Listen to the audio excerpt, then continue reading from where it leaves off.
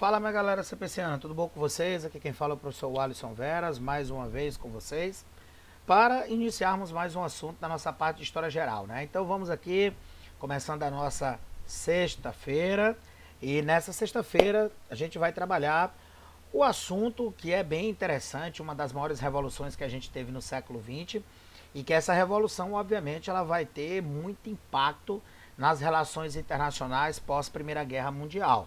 Que assunto é esse, professor? Está aqui. A gente vai trabalhar a Revolução Russa, o primeiro país dito socialista da história, e que vocês vão ver, né, que entre socialismo e comunismo existe alguma diferença e que a gente vai explicar na medida do possível na evolução do assunto. Essa diferença, né, de que essa história de dizer que você é comunista é pura balela. É uma outra característica que a gente vai ter, mas que mais à frente vocês vão entender. Revolução Russa. Para muitos, a maior revolução que nós tivemos dentro do século XX. Eu considero também a maior revolução do século XX, porque a gente vai ter a destruição de um sistema absolutista que é o czarismo e a formação do primeiro país dito socialista da história. E professor, como é que tudo isso aconteceu? Vamos lá. Antecedentes. Por que a grande revolução russa ela acontece? Estão aí os problemas. Primeiro, a Rússia era o único estado absolutista europeu em pleno século XX, dominado por uma família que há mais de 300 anos transformou a Rússia no seu quintal, a família Romanov. Ou seja, se você compara a Revolução Russa com a Revolução Francesa, existe alguma semelhança. Estados absolutistas, opressão ao povo, impostos altíssimos, privilégios para poucos grupos sociais, né? E também você tem uma família que usurpava tudo que o Estado poderia oferecer. Os Romanov, por exemplo, era a família mais rica do mundo, só isso. Para quem gosta de uma série boa, assistam a série Os Últimos Czares, que vocês irão ver exatamente o tamanho da riqueza do luxo ao qual os Romanovs viviam na Rússia, enquanto a maior parte da população vivia em plena miséria. E olha uma outra coincidência. Além dos Bourbons franceses e dos Romanovs russos terem riquezas e explorarem o povo, no momento que as revoluções acontecem, Revolução Francesa e Revolução Russa, estão no poder dois caras que, digo para vocês, não têm habilidades políticas e por isso sofrerão. Tanto Luís XVI perde a cabeça e o resto da família é morta, assim como Nicolau e sua família, que também são executadas durante a Revolução. Então vocês percebam que a inoperância desses líderes políticos são fundamentais para que essas revoluções acontecessem. Obviamente que eu não estou querendo dizer que os únicos culpados por tudo o que aconteceu na França e na Rússia são Luís XVI e Nicolau II, não. Mas eles fazem parte de um processo de desgaste que simplesmente foi se deteriorando e que, infelizmente, a bomba vai explodir em suas mãos. Então, problemas que a Rússia tinha nesse momento. Um Estado absolutista governado por um cara altamente inoperante e incompetente, Nicolau II, era o país industrialmente mais atrasado da Europa, já que boa parte da população vivia no campo e a estrutura do país ainda era uma estrutura com característica feudal. Só para tu ter ideia, as relações feudais, elas só começam a ser destruídas na Rússia, meninos, na transição do século XIX para o século XX. Então observe, enquanto lá no século XVIII, início do século XVIII, final do século XVIII, quer dizer, para início do século XIX, as estruturas do feudalismo já têm sido quebradas pelas grandes revoluções burguesas, na Rússia, só na transição do século XIX para o XX, ou seja, um século de atraso. A Rússia foi destruir as suas estruturas feudais praticamente já dentro do século XX, ou seja, enquanto o mundo já estava numa segunda revolução industrial, a Rússia ainda estava lá atrás, numa estrutura agrária, numa estrutura feudal, numa estrutura opressora, onde o povo simplesmente estava à mercê da dominação desses Romanov. Além de ser um Estado absolutista, de ser o país industrialmente mais atrasado da Europa, de ser um Estado ainda com muitas características feudais, ainda existia um clero ortodoxo que simplesmente gozava de todos os privilégios e monopolizava o ensino e as características do Estado. Ou seja, não é muito diferente do que a Igreja Católica fazia na França, né? Vocês lembram que a Igreja Católica ela tinha um controle sobre tudo e todos, e é por isso que ela vai ser um dos alvos mais importantes da Revolução Francesa. Dentro da Revolução Russa também não é diferente. A igreja ortodoxa, que tinha privilégios, né, que não pagava impostos, que tinha terras, que monopolizava o ensino, a cultura, a educação, ela vai ser um dos alvos também mais importantes que nós teremos dentro da Revolução Russa. Certo? Além da questão do controle feito pela Igreja Ortodoxa, você ainda tem uma discrepância, né? Boiardos e mujiks. O que é isso, professor? Boiardos são os proprietários, a nobreza russa, e os mujiks, os camponeses. Ou seja, os boiardos, por serem nobres e ligados ao Estado, eles possuem uma grande concentração fundiária. Então, vocês sabem que países com grande concentração fundiária, a desigualdade social ela é tremenda. Então, você tem um pequeno grupo que tem praticamente todas as terras na mão, enquanto a maior parte da sociedade, que são os mujiques camponeses, são explorados de forma quase feudal. Olha aqui uma imagem que vocês têm aqui em cima. Ó. Essa imagem que vocês têm aqui, ela mostra claramente isso. Ó, o czar, ó, o clero, ó, representando a ortodoxia aqui. E aqui como se fosse um grande tutor, ó, papocando o chicote na mão do povo. O que é que isso significa? Que é o povo que leva o Estado. Olha isso aqui. E fica muito claro nessas observações que eu fiz, tá bom? E além do mais, né, a Rússia tinha poucas indústrias. Já disse que ela era o país mais atrasado da Europa, era um país que possuía características feudais, mas a Rússia, apesar de ter essas características, até que ela tinha indústrias. Só que a quantidade era mínima, era ínfima. Cidades como São Petersburgo, Moscou, Novgorod, são cidades que ainda haviam indústrias. Só que detalhe, né? Essas indústrias, a maior parte delas alicerçada pelo capital estrangeiro. Ou seja, capital belga, capital francês, capital alemão, capital inglês. É o que é inserido dentro dessas regiões para formar exatamente indústrias e formar um proletariado. Ou seja, o proletário russo existe, a burguesia russa existe, mas ainda é uma burguesia incipiente, porque praticamente toda a estrutura industrial da Rússia está sob a influência do capital estrangeiro. Então, para você observar. E ainda tem mais um detalhe, professor, a Alemanha. Mas a Alemanha não vai ser rival da Rússia lá na Primeira Guerra Mundial? Vai. Mas é interessante, né? Que Nicolau II casou com uma alemã. A sua imperatriz, ela era alemã. A sua czarina, ela era alemã. Então isso vai ter muito impacto na Primeira Guerra Mundial. Você pode ter certeza, porque Rússia e Alemanha serão rivais e a czarina, né, a Alexandra, ela é simplesmente alemã. Daqui a pouco tu vai ver o tamanho da confusão. Então observe como problemas são o que não faltam na Rússia. E esses problemas, professor, como é que eles começam a ser descortinados? Galera, o seguinte, não tem aquele velho ditado? Nada que não esteja ruim que não possa piorar. Está aqui o panorama da Rússia na transição do século XIX para o século XX. Essa era a característica do Estado russo. Então vocês estão vendo que é um Estado débil, um Estado demente. E a situação ela vai piorar mais ainda. Por quê? A Rússia, vocês sabem que ela era gigantesca, 25 milhões de quilômetros quadrados, um império monstruoso, e que por ela achar grande ela pensava que era duas. E aí a Rússia era um país imperialista, não podia ter uma batida de lata no mundo que a Rússia queria estar dentro. E no ano de 1904 a gente vai ter uma guerra que, se a Rússia tivesse aprendido com essa guerra, ela não tinha entrado em outro conflito. A Guerra Russo-Japonesa. Professor, esse conflito, ele é importante para a história da Rússia? Moço, esse conflito é o que vai descortinar todos os problemas. Por quê? O exército russo, meninos, era quase 10 vezes maior do que o exército japonês. A Rússia entra na guerra com o Japão pela disputa dos territórios da Coreia e da Manchúria, território ali da China. E, meus amigos, em apenas cerca de 3 meses, o Japão detona a Rússia. São mais de 500 mil de mortos e a frota naval do Báltico é completamente destroçada para o Japão. Cara, isso vai ter um impacto tão grande, porque ao final do século XIX para o século XX não tem aquela ideia da superioridade branca sobre os outros povos? Pois é. O Japão não é branco, os japoneses são amarelos, né? São de outra etnia.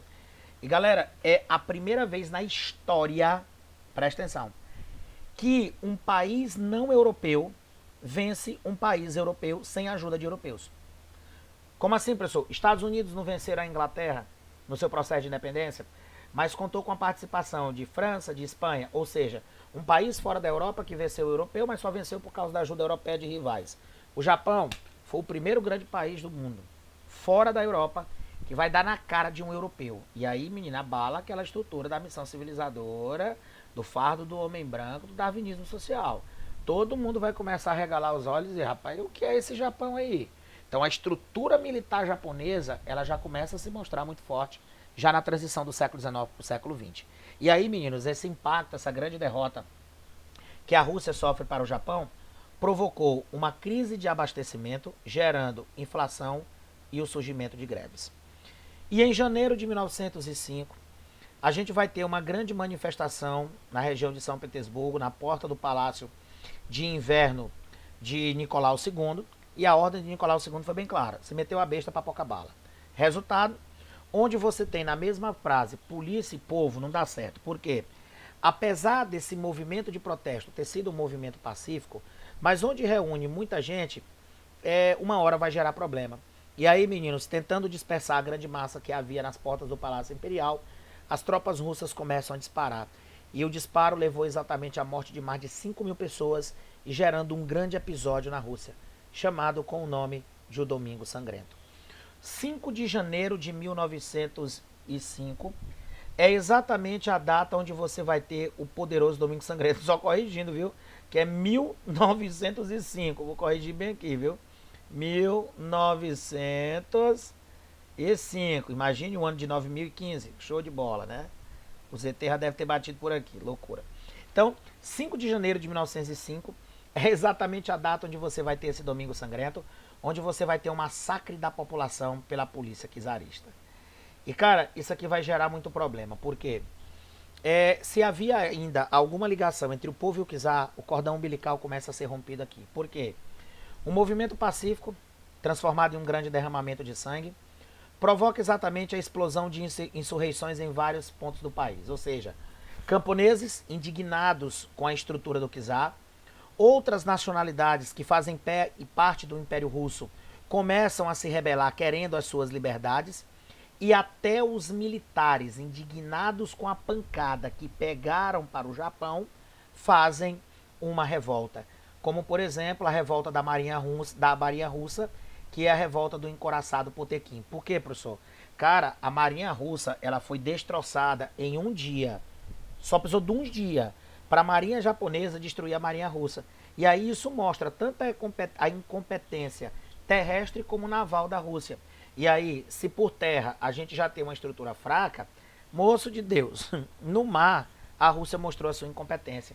E é por isso que os marujas vão fazer essa revolta, a revolta do encouraçado Potemkin, que é uma forma de protestar contra a estrutura do Estado, e isso já mostra o tamanho da debilidade. Por quê?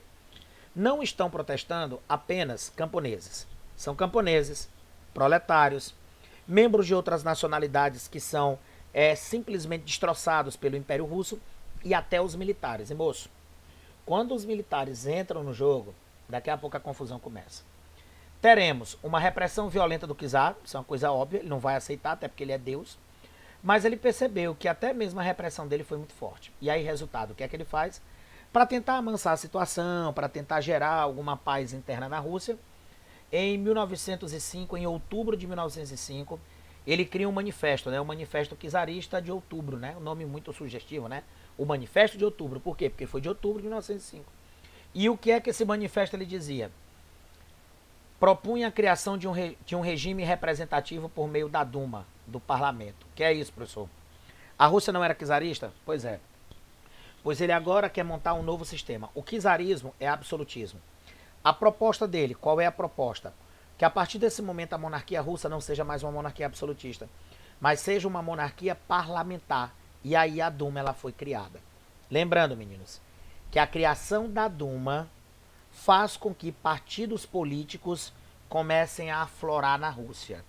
E além de partidos políticos que afloram na Rússia, porque eles querem participar da Duma, fora da Duma começa a ser formado um conselho de operários, camponeses e soldados, chamado de sovietes.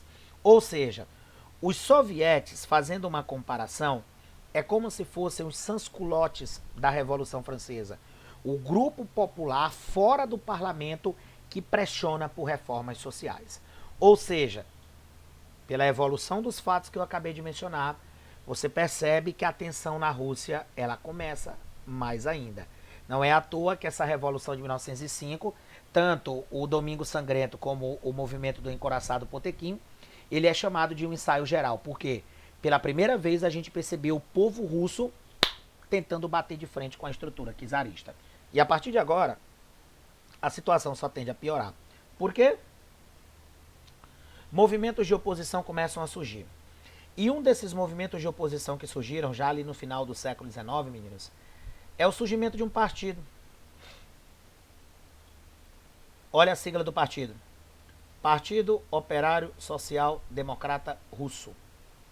Partido criado em 1898 e que era um partido completamente heterogêneo, porque era formado de militares, camponeses, intelectuais, certo? E esses intelectuais, eles ainda se dividiam. Boa parte deles eram ligados ao povo, boa parte deles eram ligados à burguesia. E aí, resultado, por causa dessa divergência entre os intelectuais, né, parte optam pela burguesia e parte pelo povo, é que em 1903 esse partido ele vai romper. E aí, quando esse partido rompeu, formou-se exatamente as duas grandes alas. A ala menchevique e a ala bolchevique. O que é o menchevique? Menchevique significa minoria, bolchevique significa maioria. Então, os mencheviques são a minoria do partido, bolchevique a maioria do partido. Características. São favoráveis a uma revolução liberal burguesa nos moldes da Revolução Francesa. Liberdade, igualdade e fraternidade, tendo como líder Martov. Já os bolcheviques representam a maioria do ex-partido e são favoráveis a uma revolução socialista com a participação de operários e camponeses, liderado por partido 100% revolucionário e absolutamente disciplinado. Ou seja, nós vamos criar cães de guarda para que quando a revolução socialista nasça, essa revolução mude a característica do país. Principal líder, Ilyich Ulyanov Lenin. Esse é o nome dele, nome lindo, né? Ilyich Ulyanov Lenin.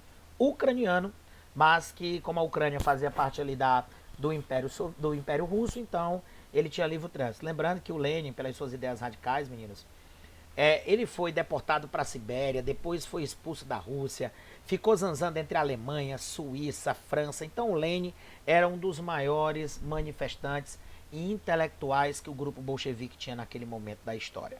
Ou seja, vocês estão vendo, meninos, que o tabuleiro do xadrez da revolução está começando a se montar. Problemas associados a revoluções e a propagação de ideologia. Problema, ideologia e revoltas é um prato cheio exatamente para que a revolução exploda. E, professor, me diga uma coisa. O que é que vai provocar de fato a explosão da Primeira Guerra Mundial? Perdão, a explosão da Revolução Russa. Pronto. O que vai provocar a explosão da Revolução Russa é a infame participação da Rússia na Primeira Guerra Mundial. Porque a Rússia tinha muitos soldados, era um dos maiores exércitos da guerra, mais de 6 milhões de homens, mas era um exército com táticas antigas, com comando ineficiente, pouca aparelhagem, ou seja, armas completamente obsoletas e abastecimento precário. Meu Deus do céu. Meus filhos, só no primeiro ano da guerra, a Rússia ela vai perder mais de 3 milhões de vidas. Só no primeiro ano da guerra, de 14 para 15. E aí, meninos, o desespero foi tão grande que ali por volta do ano de 1916, o Nicolau II ele tomou uma decisão. Qual é a decisão? Vendo as suas tropas destruídas, sem ânimo e completamente batidas em campo de batalha, qual foi a ideia dele? Cara, o próprio czar vai para campo de batalha. Moço, foi uma das decisões mais imbecis que ele tomou. Decisão que foi tomada de forma messiânica por causa desse cara que vocês estão vendo na imagem. Quem é ele, professor? Grigori Rasputin. Um mago que fazia parte da corte do czar Nicolau II. E, professor, um mago fazendo parte da corte, o que é que esse cara fez? Bom, o Nicolau II, ele conheceu Rasputin na corte, já que ele era um curandeiro. E o filho do Nicolau, o Alexander, ele sofria de hemofilia. E aí, como ele era o único filho homem que tinha, ele queria perpetuar a vida do filho o máximo possível para que ele pudesse assumir um dia o trono, né? E aí, menino, hemofilia é uma doença infame, desgraçada. E o Rasputin conseguia conter a hemofilia do Alexander. E aí, meninos, com a contenção da hemofilia e conseguindo propagar a vida do Alexander, fazendo com que o Alexander tivesse uma vida normal, o Rasputin começou a ter muita moral com a czarina Alexandra e com o czar Nicolau II. E aí essa moral começou a ser tão grande que ele começou a se meter até em questões de Estado. Quem deu a ideia para ele ir para campo de batalha foi o Rasputin, ou seja, um mago, um caba que não entende porra nenhuma de militarismo e política, simplesmente disse, vá lá, o senhor é o Deus, então eles têm que vê-lo. E aí simplesmente Nicolau II fez a besteira. vai para campo de batalha liderar as tropas russas, detalhe, ele não sabe de coisa nenhuma, é. Deixou a sua czarina como a chefe de Estado, lembrando que ela é alemã, a Alexandra, e aí outro problema, por quê? Porque a guerra da Rússia contra a Alemanha, e quem está governando o país é um alemão, ou seja, a czarina vai ser vista como uma traidora. Cara, mais pressão na família real. O czar Nicolau II, ele fica quase um ano no fronte, e é simplesmente, meninos, um ano infame, porque o czar ele perde o controle sobre o país, até porque a czarina não tem habilidade, ele está num franco de guerra. A incompetência administrativa, uma burocracia altamente dispendiosa e inoperante, o misticismo que causa mais descrédito do czar perante o povo, porque o povo olhou e diz, pô, o cara tá tomando decisão política e militar baseada em religião. Ou seja, o descrédito aumenta mais. E a guerra, o que é que traz? Uma poderosa crise econômica. Saldo disso, mais de 5 milhões de mortos entre 1915 e 1917. Guerra, a fome e as doenças se abatem em campo de batalha. Os soldados não querem mais lutar, não confiam mais no seu czar. E aí o czar pressionado, ele é obrigado a abdicar. Professor, então ele abdicou em nome do filho? Não, ele abdicou em nome do irmão. Porque como o filho é hemofílico, ele não queria ver o filho sofrendo sendo czar da Rússia. Resultado, se vocês assistirem a série Os Últimos Czares, eu tenho certeza que tem hora que vocês vão ter raiva do Nicolau, mas ao mesmo tempo vocês vão ter pena dele. Por quê? Como pai, é um cara fantástico. Sempre preocupado com os filhos. Mas como chefe político é uma desgraça. Certo? Quem já assistiu sabe o que eu estou dizendo. Quem não assistiu, assista. É espetacular a riqueza de detalhes que é a série Os Últimos Czares. São só 6 episódios. Eles dão exatamente sobre esse momento. O czar abdica em nome do irmão. O irmão percebeu o tamanho da confusão. Foi o que o irmão fez? Pegou a família e vazou da Rússia. Nicolau II, ao invés de fazer a mesma coisa, ficou. E ele vai pagar um preço muito alto. Por quê? A partir do momento que ele abdica do trono e o seu irmão não aceita, o trono da Rússia fica vago. E aí, como o trono russo ficou vago, nós vamos ter os mencheviques assumindo o poder. Professor, por que a minoria menchevique é quem assume o poder e não a maioria? Porque para fazer parte da Duma, a estrutura era censitária. Então o partido que tinha mais representantes na Duma eram os mencheviques, porque eles representam a burguesia. E aí, como eles são a maioria na Duma, com a ausência de poder, são eles que tomam o poder. E a primeira grande revolução russa acontece. A Revolução Menchevique de fevereiro e março de 1917. Uma revolução de que tipo? Liberal burguesa, tendo como grande líder Alexander Kerensky, que é esse cara que vocês estão vendo aqui, que assume o poder e o parlamento, a Duma. De imediato, o que é que ele faz? Destrói o czarismo e promove a formação de uma república parlamentar, a famosa República da Duma, onde ele é exatamente o chefe de governo e o chefe de Estado. Ou seja, ele fez a coisa correta. Fez a coisa correta. Destruiu o czarismo, prendeu a família real. Obviamente que num primeiro momento respeita muito a família real por tudo que ele representa. Inclusive, o Alexander Kerensky não entendeu por que a família real não tentou fugir. Para ele, a família real tinha que sair do país. Mas o Nicolau confiou muito em Kerensky e daqui a pouco a confusão acontece. Por quê? O Kerensky ele fez tudo certo. Fez tudo certo. Só que ele cometeu um erro. Qual é o erro? Ele decide manter a Rússia na Primeira Guerra Mundial. Pô, era a coisa que mais o povo queria, era sair da guerra. E aí o Kerensky simplesmente mantém. Resultado, revoltas começam a acontecer por toda a Rússia. Sovietes e bolcheviques começam a propagar uma ideologia, chamada com que nome? As Teses de Abril. Paz, pão e terra. Paz ao mundo, pão aos homens, terra para todos. Essa é a trilogia das grandes teses de Abril, que começam a ser propagadas pelos sovietes e bolcheviques e chegam aos mais distantes rincões da Rússia, fazendo com que o povo e os proletários apoiem os bolcheviques e no final do ano de 17 a gente tem um golpe na Rússia. A Revolução de Outubro, a Revolução Bolchevique, destitui os mencheviques, Kerensky foge. E a partir do momento que a Revolução Menchevique é substituída por uma Revolução Bolchevique, esses 3 caras começam a dar as ordens. Stalin, Lenin e Trotsky. Os 3 mais importantes líderes bolcheviques começam a organizar uma nova Rússia. E essa nova Rússia passa exatamente pelo quê? pelas teses de Abril. O que era que dizia as teses de Abril? Paz, pão e terra. Pois vamos lá. O que é a paz? A saída da Rússia da guerra. Está aqui. Foi feito um acordo chamado de Brest-Litovsk, onde a Rússia sai da guerra e, em troca disso, cede vários territórios para a Alemanha. Tá? Polônia, Finlândia, Lituânia, Letônia, Estônia, Ucrânia. Todos esses territórios são cedidos para a Rússia, mas pelo menos a Rússia saiu da guerra. Ou seja, a primeira coisa foi feita, que é a paz. O que é o pão, professor? Todas as indústrias, todas as fábricas, todas as empresas da Rússia são nacionalizadas e entregues para os sovietes. Ou seja, são os proletários comandando as fábricas. Empregos começam a se abrir para a sociedade. A paz e o pão. E você vai ter a terra. O que é que começa a acontecer? Uma expropriação de terras, ou seja, terras privadas passam a ser terras do Estado, porque o Estado tinha um objetivo de promover uma doação de terras, promovendo uma reforma agrária. Então, esse é o objetivo de Lenin. Mas você vê, entre objetivo e prática, vão acontecer algumas coisas pelo meio, tá bom? E um dos atos mais hostis que eu já vi em uma revolução. O fuzilamento da família real russa. Alexandra,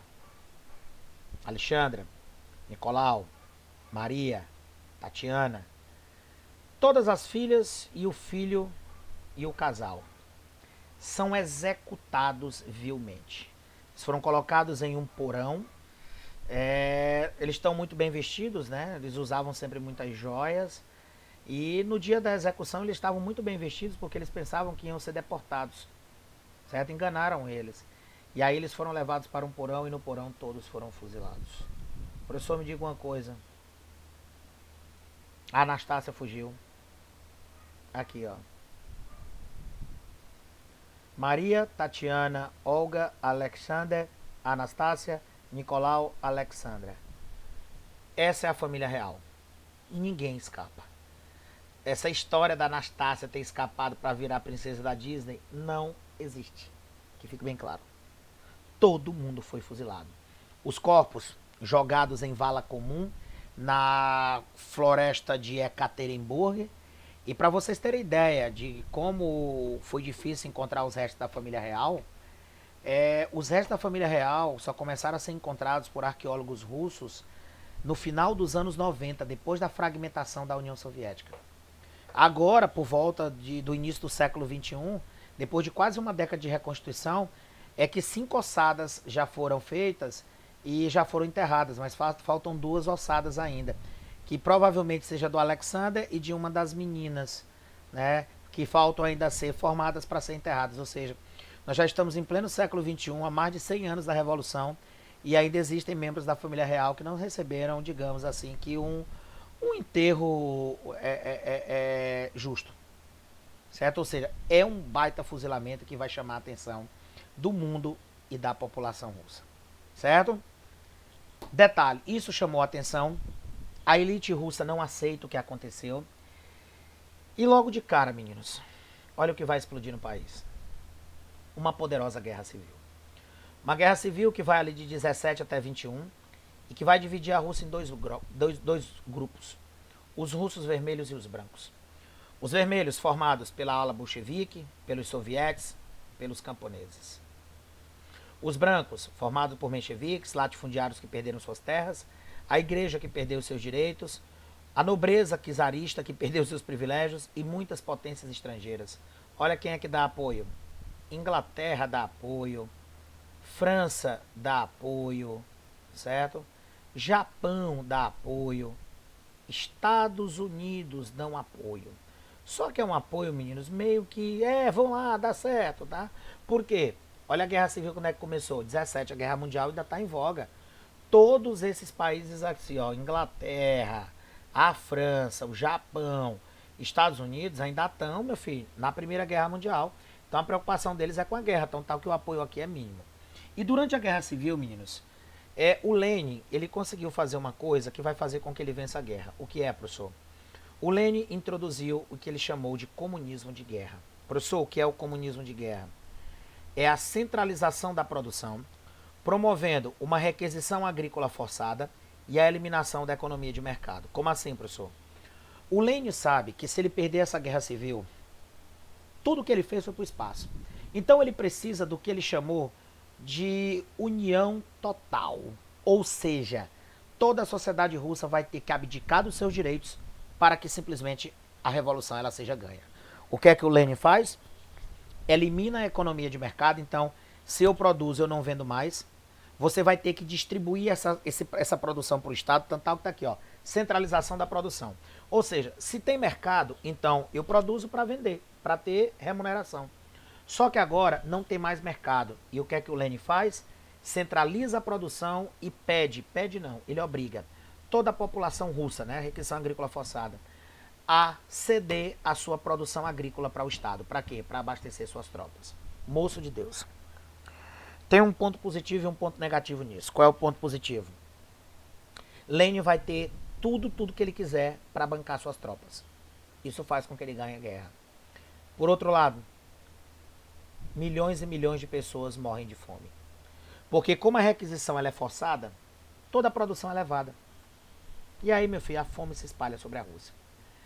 Cara, é algo assim medonho, mas que vai ser feito. Que vai ser feito para unificar os exércitos vermelhos e fazer com que eles vençam a guerra. Os brancos são derrotados, as potências estrangeiras começam a impor o cordão sanitário. Que é isso? É isso aqui, ó. Você tem aqui a Rússia, então daqui para cá é o resto do mundo, porque aqui vai ter um cordão sanitário. Porque a gente não aceita a introdução do socialismo. Então cria-se um cordão sanitário, então tá, ó, sanitário, para você ver que o que tem para cá é porcaria. Então, né, o que eles dizem, por favor, não me interpretem mal. É o que eles disseram. Cordão sanitário tem esse nome porque tá, a Rússia é socialista. E socialismo é uma porcaria, então a gente não quer. Por isso que ele vai ser chamado de o cordão sanitário. Então, Estados Unidos, Inglaterra, França vão impor esse cordão sanitário para evitar que as ideias socialistas penetrem pelo restante do continente europeu. Isso vai provocar um isolamento da Rússia. Mas é um isolamento que até certo ponto fez bem. Por quê, professor? A Rússia isolada do restante da Europa, ela agora vai ter que prover o seu próprio desenvolvimento. E aí, quando a guerra acabou, com a derrota dos brancos, o Lenin, ele vai propor um plano de recuperação da economia russa, chamada com que nome? ANEP. A nova política econômica, e que essa nova política econômica, o Lenin usou uma frase para poder caracterizá-la. Qual é a frase? É necessário dar um passo para trás para depois dar 2 passos à frente. O que é que ele quer dizer com isso? Nós vamos promover a introdução de elementos capitalistas, ou seja, esse é o passo para trás, certo? Conciliando com a base socialista, ou seja, dá o passo para frente posteriormente. Então, o que é que o Lenin caracteriza? Dar o passo para trás é reintroduzir o capitalismo, só que esse capitalismo agora é controlado, que é o que a China faz. O socialismo de mercado chinês é exatamente isso, meninos. É um Estado socialista que controla as estruturas econômicas do país. É a ANEP, só que na China é chamado de socialismo de mercado. Foi permitido, né, que pequenas e médias empresas abrissem até 20 funcionários e que houvesse um comércio livre de produtos agrícolas para reduzir a fome. E isso vai provocar tanto um pequeno desenvolvimento industrial como a redução dos focos de fome no país, promovendo uma recuperação parcial da Rússia. Só que essa recuperação parcial, ela começa de fato a se expandir quando no ano de 1922 Lenin cria a poderosa União Soviética, a União das Repúblicas Socialistas Soviéticas, um país que nasceu em 22 e morreu em 91. Esse país, ele é formado por 15 repúblicas, certo? Ou seja, é a Rússia mais 14 repúblicas. Parte dessas repúblicas são de onde, professor? Europa, Letônia, Lituânia, Estônia, Geórgia, Ucrânia. Mas parte também são de onde? Da Ásia. Azerbaijão, Cazaquistão, Tadiquistão, Uzbequistão, todo aquelezão ali daquela região, né? Naquela região ali tu tira Butão, tu tira Paquistão e tu tira Japão. Tirando esses 3, o resto tudo duzão fazia parte da União Soviética. Cara, professor, por que uniram-se 15 países? Simples. Sozinho tu pode ser até forte, mas com mais 14 tu é imbatível. Fundando a União Soviética, o que é que o Lenin tem? Mais mão de obra, mais matéria-prima, mais fonte de energia, mais mercado consumidor, fazendo com que o desenvolvimento soviético comece a pulsar. Ou seja, a formação da União Soviética é uma das maiores sacadas que Lenin fez na vida. Só que, infelizmente, Lenin não teve muito tempo para gozar do que ele fez. Apenas 2 anos depois, devido a um acidente vascular cerebral, Lenin morre. E aí, com a morte de Lenin, a disputa pelo poder começa. Trotsky e Stalin, secretários do partido e parceiros de Lenin, começam a disputar a cadeira. Trotsky, com a sua ideia da sua revolução permanente, e Stalin, com a sua ideia de um socialismo num só país. Professor, qual é a diferença da revolução permanente para o socialismo num só país? Muito simples. Para o Trotsky, ao mesmo tempo que nós estamos desenvolvendo o socialismo na União Soviética, a gente vai ter que expandi-lo para o mundo. Já o Stalin, primeiro na União Soviética, e aí depois que ele estiver todo bonitinho na União Soviética, é que a gente espalha pelo mundo. Então observa, o Trotsky quer tudo ao mesmo tempo, o Stalin quer intercalado. Primeiro na União Soviética, para depois no restante do mundo. Resultado, Trotsky tem a sua ideia negada, Stalin tem a sua ideia aceita, e ele é indicado pelo Partido Comunista Soviético como novo presidente da União Soviética. A partir do momento que Stalin assume como presidente da União Soviética, o governo dele é um governo longo, de 27 anos. Mas quando Stalin pegou a União Soviética era um país promissor. Quando ele abandonou, quando ele morreu em 53, a União Soviética é uma potência mundial capaz de competir com os Estados Unidos. Característica do governo de Stalin, uma burocratização estatal muito forte. Ou seja, então não é comunismo. A Rússia é comunista, a China é comunista. Não é, porque comunismo é a ausência do Estado. Se eu estou burocratizando, eu estou fortalecendo. Então, se eu estou fortalecendo, não é comunismo. Tu vai ver já como é o nome. Então, uma forte burocratização do Estado, criação dos planos quinquenais, que era um plano de planejamento econômico a cada 5 anos, com ênfase nas indústrias russas. Então, o plano quinquenal é voltado para desenvolvimento industrial. E para o campo você vai ter a criação dos kolkhozes, que eram cooperativas agrícolas, e os sovkhozes, que são fazendas estatais. Meus filhos, com a criação de kolkhozes e sovkhozes, como é que funciona? Cooperativa, todo mundo trabalha e divide entre si. Nas fazendas estatais, você trabalha, entrega para o Estado e o Estado disponibiliza para a sociedade. Ou seja, Stalin com esses kolkhozes e sovkhozes, ele reduz drasticamente a fome dentro da União Soviética e com os planos quinquenais, ele começa um pleno desenvolvimento industrial do país. Só que começa agora exatamente a confusão. Por quê? Stalin irá promover um controle do ensino e das comunicações. Faz uma fortíssima propaganda governamental para se tornar praticamente o Deus Stalin, ou seja, valor messiânico. E promove um processo de russificação das outras nacionalidades. O que é isso, professor? A União Soviética é formada por 15 países, então são 15 povos diferentes. O que é que ele faz? Todo mundo tem que ser russo. Então eu vou acabar com as características de outros povos. Por isso que até hoje a gente tem problemas dentro da Rússia. Porque a tentativa de russificar todas as nacionalidades do Império é o que vai gerar conflitos que até hoje fragmentam ou tentam fragmentar a Rússia. Culto ao líder. Olha aqui. Stalin, guia genial dos povos. É o pai dos povos. Cara, olha essas imagens. Como se fosse um deus, central. Olha aqui a multidão de russos. Olha o mundo atrás dele. Ou seja, é o grande Messias. Stalin faz um sistema de propaganda dos mais espetaculares que nós tivemos na história. Disciplinando e transformando o soviético num robozinho. E todos aqueles que criticam esse sistema, olha o que é que acontece? O stalinismo toma de conta.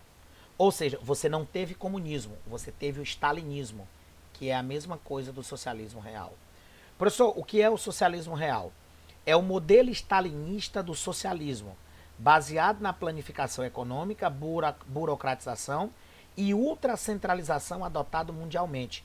E que essas características aqui coincidem com a formação de uma ditadura. Observa, todos os países que se dizem comunistas ao modelo soviético são planificados, altamente burocráticos, altamente centralizadores e que têm ditadura. Para que essa ditadura é criada? Para eliminar a oposição, fazendo exatamente com que todos apenas o vejam como líder. Os expurgos, as prisões e as torturas são uma prática constante desses estados totalitários. Ou seja, para quem pensa que estado totalitário é só de direita, vá tirando o cavalinho da chuva. Porque o stalinismo é um estado totalitário e que vai existir no mundo durante praticamente o mesmo período que o nazifascismo. Obviamente que ele vai se expandir, porque o nazifascismo é destruído na Segunda Guerra Mundial, mas vocês percebam que as características do stalinismo, do socialismo real, são muito semelhantes às características do nazifascismo. Semelhante não é ser igual, porque o stalinismo é de esquerda e o nazifascismo é de extrema direita. Mas idiotice não tem mão, certo? Idiotice não tem via. Tanto o stalinismo como a extrema-direita estão errados pela extrema ditadura. Ou seja, vocês vão ver isso brutalmente quando a gente for para a Segunda Guerra Mundial. O choque entre ditaduras, o que a gente vai ter no mundo. E professor, quem é esse cara que está morto aqui? Trotsky. Um dos caras que vai se tornar inimigo porque não aceita o que o Stalin faz. E aí o Stalin exila o Trotsky no México e lá no México ele manda matá-lo por um membro da KGB. Um ex-aliado, um ex-amigo assassinado. Stalin, aproximadamente cerca de 60 milhões de pessoas são mortas por ele. Stalin era considerado um deus. O corpo do Stalin estava embalsamado junto com o corpo do Lenin. Só que hoje o corpo do Lenin ainda continua sob a terra, lá no Kremlin. O corpo do Stalin já foi enterrado. Por quê? Porque o Stalin era igual gato, fazia porcaria e enterrava. Depois que ele morreu, descobriram todas as barbaridades que ele fez. E Stalin hoje é uma pessoa não grata dentro da Rússia, por toda a desgraça que ele provocou. O socialismo está apresentado para vocês, a figura de Stalin começa a aparecer, e a gente ainda vai falar muito sobre socialismo, sobre Stalin para vocês, porque está vindo crise de 29, está vindo estados totalitários de direita e está vindo a Segunda Guerra Mundial. E tudo isso precisa dessa grande estrutura que eu apresentei para vocês. Ou seja, a ideia da revolução e o pós-revolução foi passado para vocês nesse momento. As próximas aulas que nós iremos ter, a gente vai trabalhar exatamente esse conteúdo de uma forma mais global, fazendo com que a direita e a esquerda entrem em choque e a gente chegue exatamente na estrutura final, que é a nossa Segunda Guerra Mundial. Perfeito, meninos? Então, por aqui, a gente encerra mais uma aula com vocês, falando hoje sobre a Revolução Russa e sobre o pós-revolução com o governo de Lenin e com o stalinismo. E a gente volta na próxima sexta-feira, numa próxima oportunidade, com mais assuntos referentes à história geral, tá bom? Lembre-se que hoje, sexta-feira, além da nossa aula, agora, a gente mais tarde, às 16 horas, vamos estar lá no grupo do WhatsApp para tirar dúvidas para vocês sobre a aula, sobre o mini simulado, sobre as atividades. Então, participem, interajam, porque a gente está chegando no momento final. A gente está chegando no clímax, que é encerrar o nosso conteúdo e já partir para as nossas revisões rumo à vitória. Perfeito, meninos? Então, obrigado mais uma vez pela paciência, pela atenção. Continuemos firmes e fortes rumo à vitória. Beijo para todo mundo, galera. Valeu, grande abraço.